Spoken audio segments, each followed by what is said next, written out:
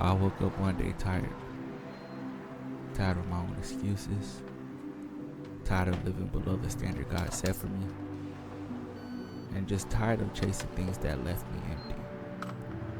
I realized the problem wasn't the world, it was me drifting away without direction. So I made a choice. I gave up control, and I let God take the lead. From that moment on, I knew I couldn't just live, I had to grow. Discipline became my worship, not just about getting stronger, but getting aligned. God was the center, my reason, my anchor.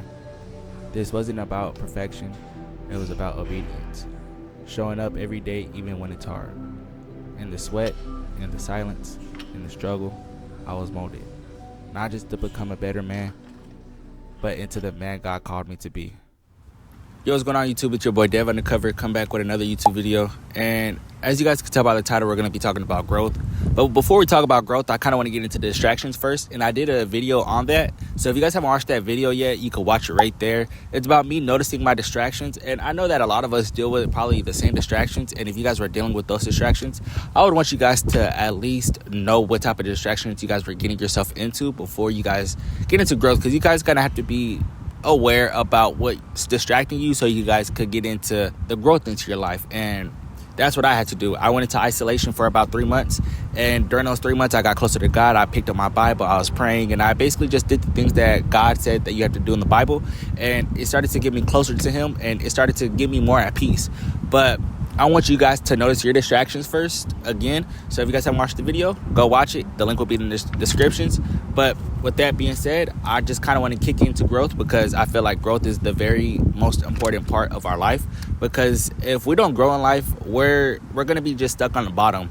And nobody wants to be stuck on the bottom, or at least the middle. We kind of always want to elevate ourselves to go to the top. And if not the top, we always want to just get to the point where we want to be at, you know?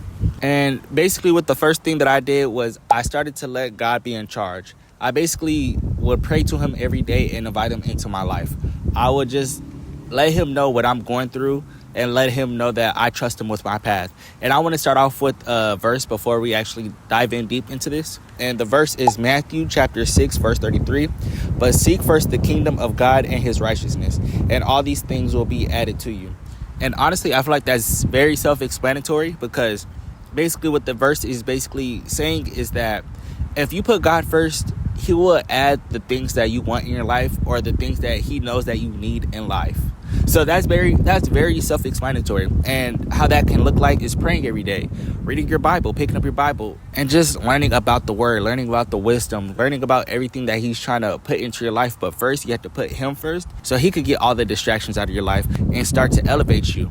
But to elevate you, you're going to have to take a step back so you could start to analyze your situation and to take that next step. And honestly, with reading the Bible, I started to read Matthews. The book of Matthews is amazing. And the book of Romans, those are the very first two I started with. The book of Romans is amazing. I would want you guys to read it if you guys haven't already. Romans is amazing. I promise you that's what got me baptized. But don't grow without Him, because if you guys try to grow without Him, then you guys are going to be lost. You guys aren't going to know what your true path is. You guys are going to be walking down aisles that's just not the one that He gave to you. You're going to be walking down a path that's just not for you. And I don't want you guys to create that scenario for yourself, because I know what that looks like. I used to think that being flashy, having girls, having attention, and just having noise in my life, I used to think that was winning in life, but in reality, it was just pushing me back and pulling me back from who I really was. Because while I was doing that, I was being fake to myself. I wasn't being there for myself. I was putting people in my life, people above me, and then putting myself, and then putting God all the way down there. I was putting God on the very last step of the stool, and that's just not how things work. And when I put Him first in my life, that's when things started to become more clear to me. Just things started to make more sense. And I want you guys to not make the same mistake that I made. And even if you guys are going through what I went through, this is your sign to change and grow. So to grow, you need God first in your life. And there's no other way to put it, honestly. Okay, so number two, I think is very crucial, because our brain is what makes us do the action. Everything goes through the brain before we actually do the action. So I want to start off with 3 verses. And the first one is James chapter 1 verse 8. A double-minded man is unstable in all his ways. Basically saying overthinking causes instability. And then following with Proverbs chapter 3 verse 5. Trust in the Lord with all your heart and do not lean on your own understanding. Basically saying, if you try to lean into your own understanding, which is basically overthinking or thinking negatively or thinking that you have your own situation in your own hands, it's not going to work. And that means that when you rely on your own logic, you're relying on yourself and you're not inviting God into your situation. It's like you're on one side and God is on the other side and there's a brick wall in the middle. God can't talk through that brick wall. You need to put that brick wall down so he could talk to you. But with having that brick wall up, you're basically overthinking, and all those things that you're overthinking, it's bouncing off the wall and coming back to you, bouncing off the wall, coming back to you. It's not going anywhere. So that's why you need to put God first. And then following with Philippians chapter 4, verse 6 through 7. Don't worry about anything. Instead, pray about everything. And then you will experience God's peace. Prayer is basically going to break that cycle of overthinking. And God can't fill a mind that is filled with overthinking, because how can God enter in through a mind that is speaking very negatively? I'm not gonna lie, we all have those negative thoughts, and if we have those negative thoughts, we can't just be like, well, God, I need you. God is trying to get to you, but your mind is just filled with these negative thoughts. And if your mind is filled with these negative thoughts, how can he put his wisdom in there? So with the third step is very crucial, because I feel like this kind of dabbles into distractions, dabbles into just things that don't benefit us in life. It probably even goes into sin. And I want to start off with Ephesians chapter 4, 22 to 24. Throw off your old sinful nature and your former way of life, which is corrupted by lust and deception. Instead, let the Spirit renew your thoughts and attitude. Put on your new nature, created to be like God, truly righteous and holy. So really think about it. If we really want to change our habits, which is the third step, if we want to change our habits, we're going to have to do things new. And to change your habits is basically to change your surroundings, change the things that you're doing, change the distractions that were in your life, and start to put things into a positive manner. I feel like that verse is very, very self-explanatory. I feel like I don't even have to explain it, but we're going to explain it anyways. So how I start off with everything is I basically go on solo dates with God. I basically go out just like how I am at the park, and I talk to myself. I write down, I do Bible study, and I start to learn his words. I start to input everything that he tells me that I need to input in my life. And when I input those things in my life, I'm changing my habits. I'm changing the things that I used to do. I used to be a very sinful person. I used to be a lustful person. I used to be a person that wanted attention. I used to do things that were not righteous of God, and I was listening to my own flesh. And when I was listening to my own flesh, I'm basically listening to myself and putting God below me rather than above me. And when I started to put God above me, I put all those things aside. And when I put those things aside, things started to be more peaceful. I started to become true to who I am. And when you start to become true to who you are, you start to know, okay, this is Devin, not this. Devin is not this flashy person. Devin is this person who just loves simple things. And it literally starts off like that. And I'm starting to love myself a lot more. I'm starting to be more in tune with myself. I'm starting to put myself above others. I used to put others above myself, but now I'm putting myself above others. And not in an egotistic way, not like that, but I'm starting to just be there for myself. I used to care for people's feelings more than I care for my own feelings. I used to dismiss my own feelings so I could be more present into other people's feelings. And that's not acceptable, guys. I want you guys to know that. You guys have to be there for yourself. But to be there for yourself, you're going to have to put God first, and then you're going to have to put yourself second. And I feel like with this fourth one, it kind of goes into the third one, but it's more clear. And with the fourth one is basically setting your goals. And I want to follow it up with Proverbs chapter 16, verse 3. Commit your work to the Lord and your plans will be established. I feel like that's very self-explanatory. I don't have to explain it. But guess what? I'm a very nice guy and I'm explaining it. And this basically means ask yourself, what do you want to build? Basically meaning, what do you want in your life? And then when you write down what you want to build, then now you pray about it and then you go chase it. Just not that girl or man. Don't do that. Don't do it.